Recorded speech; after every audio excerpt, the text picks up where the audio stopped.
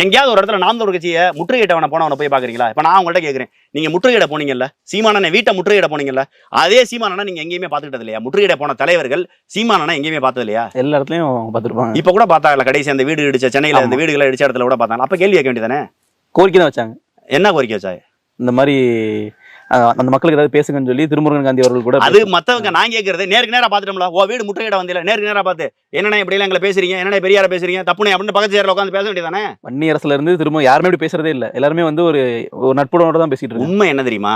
ஒரு பக்கம் நாம இப்படி பார்க்கணும், இன்னொரு பக்கம் சீமானனுடைய வளர்ச்சி இங்க யாருக்குமே பிடிக்கலங்க. நாம் தமிழர் கட்சியோட வளர்ச்சி பிடிக்கலங்க. உண்மையிலே சீமானனை மட்டும்தான் இதை செய்யறாருன்னு நினைக்கிறீங்களா? சீமானனை வீட்டுல மட்டும் இந்த பிரச்சனை நடக்குதுன்னு நினைக்கிறீங்களா? இங்க சீமானனை நீங்க தனிப்பட்ட முறையில அவருடைய உணவு, அவருடைய வாழ்வு, அவருடைய ட்ரெஸ், அவருடைய காரு இதெல்லாம் விமர்சிச்சு பேசுறதுக்கான காரணம் என்ன? அவரை விமர்சிப்பதற்கான தரமான ஒரு பதிலடி கொடுப்பதற்கு தகுந்த அளவிற்கு கருத்தியலோட ஒண்ணுமே இல்ல. சீமான் கொள்கையிலையும் கருத்தியலையும் சரியா நிக்கிறாரு. அவர் பின்னாடி நிறைய இளைஞர்கள் பட்டாளம் நிக்குது. அதை பொறுத்துக்கிற முடியல இவங்களால.